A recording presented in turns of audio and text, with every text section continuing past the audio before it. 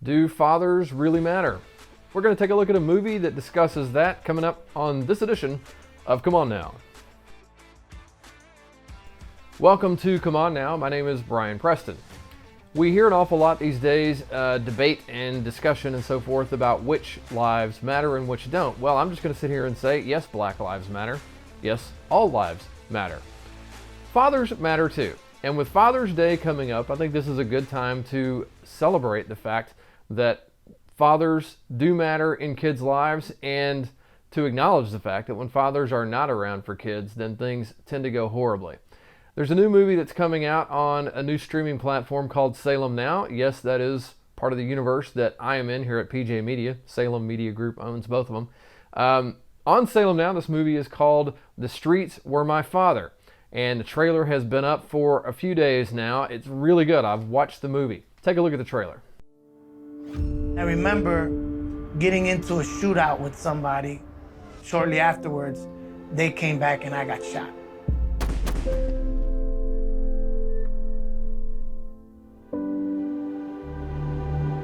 Now, the only time that he interacted with me was when he was drunk. He would set me on his lap and he'd rub my head and tell me, "Daddy love you." That was it. That's all he said. But you be careful out there. Don't be doing no wrong. I had done wrong already. I had done wrong. Man, I miss my father. And I want him to be here with me, but he's not. What attracted me to the gang was actually just the unity. We all had something in common. A lot of us were miserable. We had no fathers in our lives. I joined this little gang at the time, and so they start treating me like I was their brother. This is how I began the life of crime. It just kind of spiraled out of control into a lot of violence taking place with me doing drive-by shootings. And I wanted revenge, for so much. It was like just a pot of so much boiling and brewing, and I wanted to get revenge. I just continued down that path, and there's a verse in the Bible that talks about reaping what you sow. And so it was just a matter of time before I was gonna reap what I sowed. I just asked God to go with me and to, watch over me.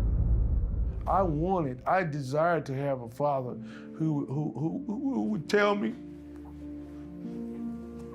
that what I did was wrong.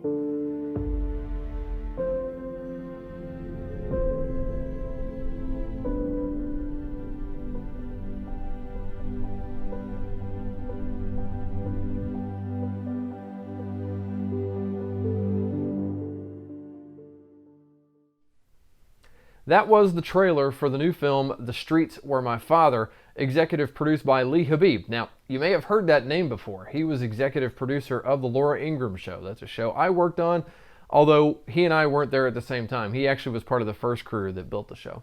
He made this movie as part of his Our American Stories venture, which is really cool. I hope you check it out on Facebook and check it out on social media.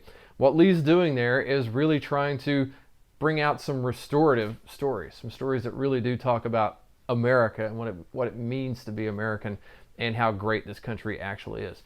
This film, The Streets Were My Father, reminds me of a couple of other films. The first, called The Cross and the Switchblade from 1970, that starred a very young Eric Estrada as Nicky Cruz, who was a very violent gangbanger out on the city streets, who then was reformed and has become, and has been for 60 years now, a Christian evangelist.